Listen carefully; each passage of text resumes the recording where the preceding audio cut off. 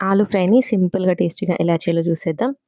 First ప్యాన్లో oil పోసుకొని oil heat ఎక్కిన తర్వాతకి జీలకర్ర, ఆవాలు, మనం మినపప్పు, గుండు మినపప్పు, శనగపప్పు యాడ్ చేసుకోవాలి. తర్వాత వాటిని కొంచెం ఫ్రై చేయాలి.